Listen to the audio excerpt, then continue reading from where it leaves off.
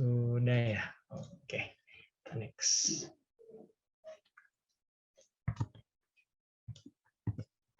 Ya, sesuai dengan pertemuan kali ini, kita akan membahas mengenai desain vektor. Nah, sebelum itu ada yang tahu nggak apa itu vektor?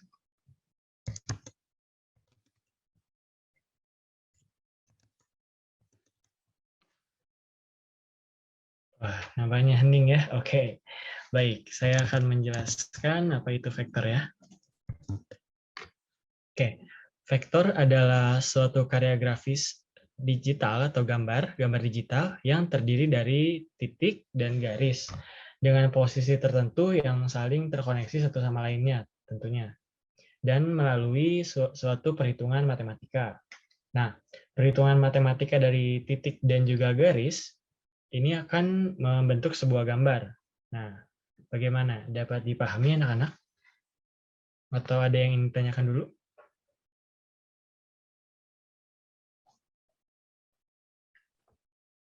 Saya Pak, izin bertanya. Oke, Ananda boleh mau bertanya apa? Apa desain vektor ini terbentuknya dari titik dan garis saja, Pak? Makasih. Oke, ya bagus ya pertanyaannya. Ya, selain dari titik dan garis, sebetulnya ada lagi, yakni arah. Nah, jadi desain vektor itu selain membentuk dari kombinasi titik-titik-titik lalu dihubungkan dengan garis, ada juga arahnya ya. Nah, bagaimana? Bisa dipahami, Ananda? Bisa, Pak. Terima kasih, Bapak. Oke, baik. Selanjutnya kita lanjut ke kelebihan serta kekurangan.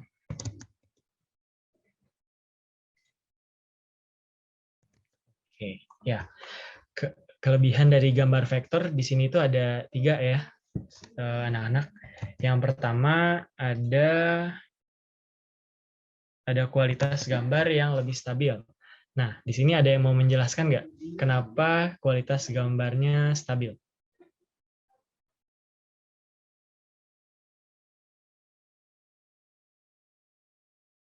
Oke, tidak ada ya mungkin?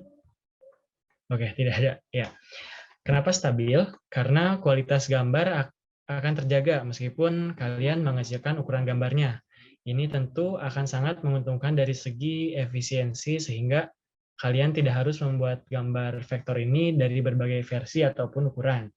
Lalu yang kedua ada ukuran file yang relatif kecil, di mana ukuran dari gambar vektor atau file ini biasanya kisaran beberapa MB saja, bahkan mungkin hanya puluhan MB, nggak sampai ratusan MB ya, dari sepengalaman saya. Nah, yang ketiga itu dapat diubah ke dalam bentuk 3 dimensi. Nah, di AI, di Adobe Illustrator, jika kalian sudah pernah mencoba, di sana itu ada tools atau sebuah menu untuk membuat gambar vektor yang kita buat menjadi bentuk 3D. Nah, tapi tetap perlu disesuaikan lagi, tidak asal bentuk bisa diubah ke dalam bentuk 3D ya, anak-anak. Oke, selanjutnya ada kekurangan, dan di sini kekurangannya mungkin hanya satu dari yang saya dapat, yaitu gambar vektor itu kurang atau tidak bisa realistis, jadi tampilannya seperti kartun. Nah, di sini ada contohnya, apakah terlihat? Terlihat, Pak. Ya.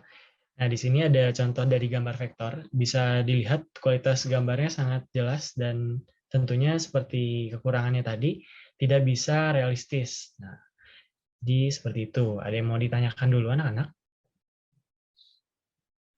Saya Pak izin bertanya.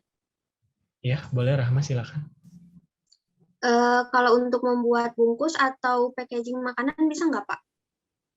Oke, bagus ya pertanyaannya. Nah, sebelum saya menjawab, ada yang mau menjawab dulu nggak pertanyaan dari temannya ini, dari Rahma? Saya Pak mau coba jawab. Oke, boleh. Zara, silakan. Bisa, jadi jawabannya itu bisa karena bisa bikin gambar vektor bentuk 3D. Oke, ya bagus ya Zara. Betul apa yang disebutkan oleh Zara tadi. Jadi tadi kan disebutkan bahwa kelebihan dari gambar vektor itu dapat diubah ke bentuk 3D ya, sehingga bisa dibuat atau diilustrasikan desain packagingnya ke dalam bentuk 3D dari segi bentuk packagingnya. Beda halnya dengan gambar bitmap yang tidak bisa dibuat 3D gitu ya. Nah, bagaimana Rahmah, sudah terjawab?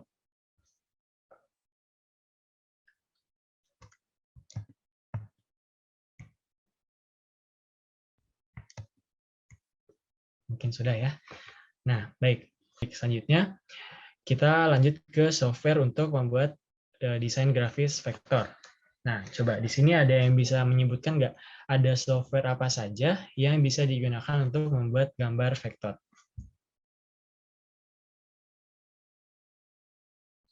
Yo, ada yang mau mencoba? Saya, Pak.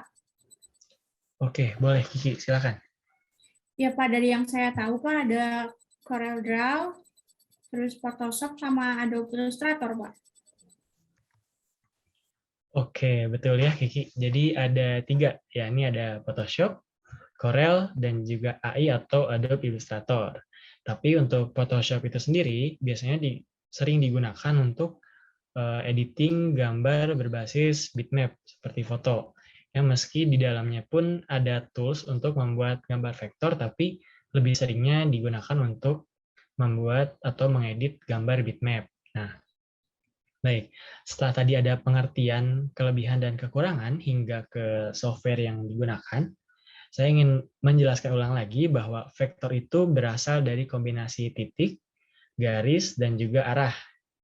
Oke, tolong diingat-ingat ya anak-anak, karena nanti saat UTS, saya akan memberikan soal esai mengenai materi vektor. Bagaimana? Bisa dimengerti anak-anak? Bisa, Pak. Bisa, Pak. Pak. Oke,